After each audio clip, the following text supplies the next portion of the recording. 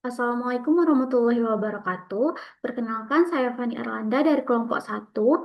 Baiklah, di sini aku akan mengerjakan tugas Pascal nomor satu, yaitu membuat program untuk mencari akar persamaan kubik. User melakukan input A, B, C, dan D, kemudian program mencetak X1, X2, dan X3 hasil perhitungan. Nah, langsung saja di sini.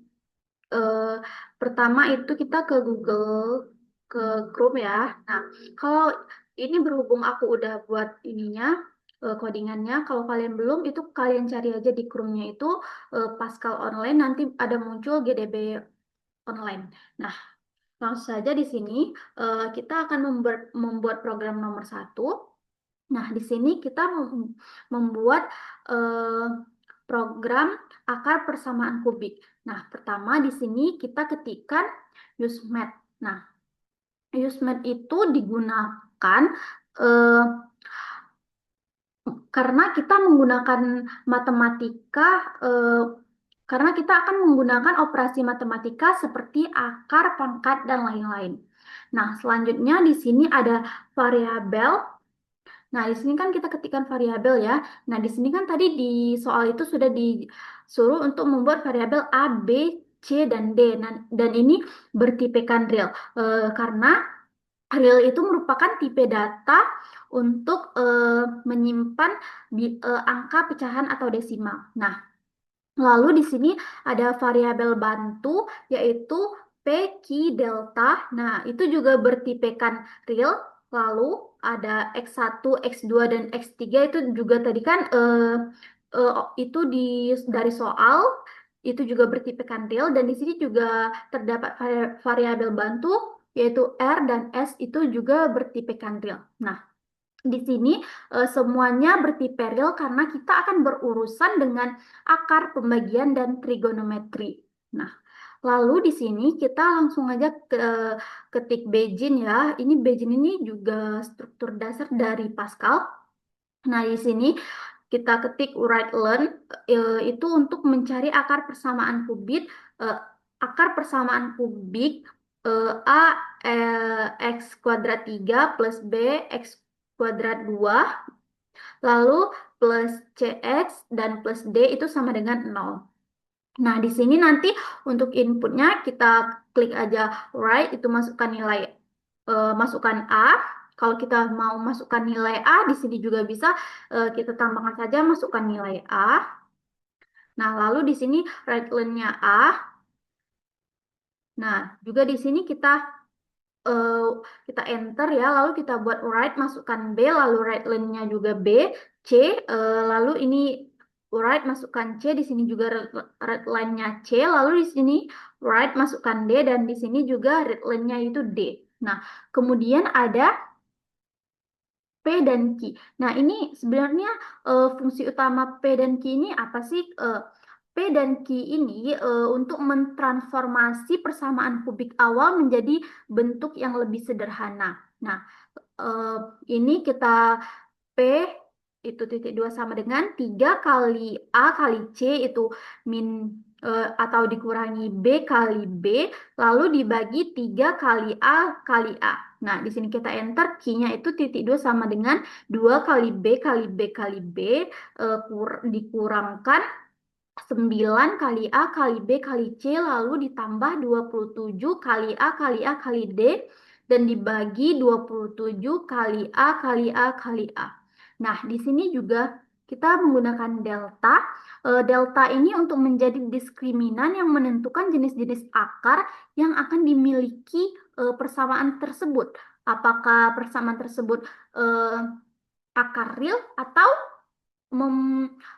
memiliki akar kompleks. Nah, itu yang akan kita cari. Nah, di sini kemudian ada IF delta lebih besar daripada 0 jika begin. Nah, ini blok ini secara keseluruhan bertugas untuk menghitung akar-akar persamaan kubik jika terdeteksi bahwa persamaan tersebut memiliki satu akar real dan dua akar kompleks. Nah, lalu di sini eh, ini R dan S itu kan variabel bantu ya. Jadi di sini kita menghitung variabel bantu R dan S. Nah, fungsi variabel R ini eh, fungsi variabel R dan S ini adalah suku-suku bantu yang didapatkan dari rumus Cardano. Nah, mereka digunakan untuk menyederhanakan perhitungan akar pangkat 3. Karena delta lebih besar daripada 0 ini, maka akar delta adalah bilangan real. Sehingga R dan S juga merupakan bilangan real.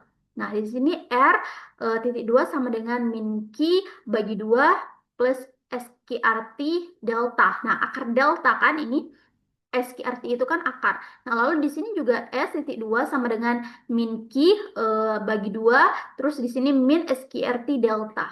Nah, lalu di sini ada eh, X1 eh, titik 2 sama dengan EXP ln R bagi 3. Ini merupakan akar real utama ya.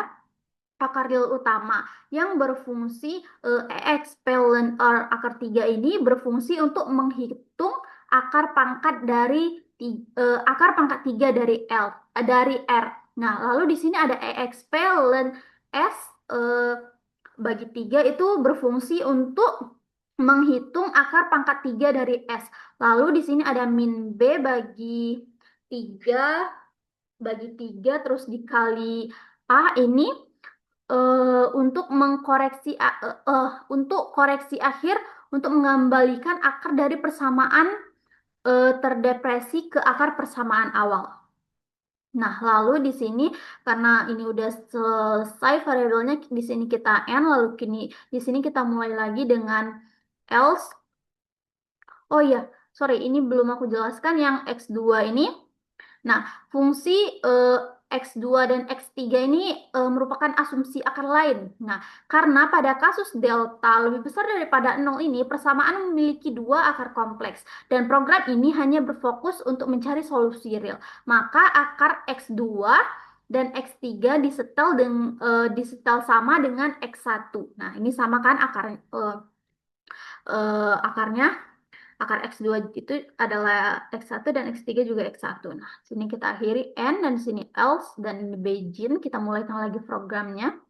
Ini eh, blok ini berfungsi untuk menghitung akar-akar persamaan kubik dalam kasus yang disebut kasus increducibilis, kasus yang tak terreduksi. Kasus ini terjadi ketika terdapat tiga akar real atau nyata. Nah, di sini variabel R ini titik 2 sama dengan 2 dikali SQRT min P dibagi 3 ini merupakan variabel bantu ini bertindak sebagai faktor skala atau amplitude dari solusi trigonometri. Nah, lalu variabel S ini berfungsi untuk membantu menghitung sudut dasar 0 dibagi 3. Suku Arkos ini menghitung sudut 0 yang kemudian dibagi 3. Nah, nilai S inilah yang akan menentukan posisi ketiga akar pada fungsi kosinus.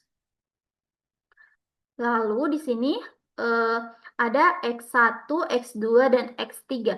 Nah, tiga akar real ini didapatkan dengan menggunakan fungsi kosinus pada sudut yang berbeda. X1 ini menggunakan sudut dasar S. Nah, ini ya sudut dasar S. Lalu X2 ini menggunakan sudut dasar S ditambah 2 dikali PI dibagi 3 dikurang B dibagi 3 dikali A. Nah, dan kemudian X3 ini menggunakan sudut dasar S yang ditambah 4 dikali PI dibagi 3. Nah, lalu di sini karena programnya sudah berakhir, jadi di sini kita N.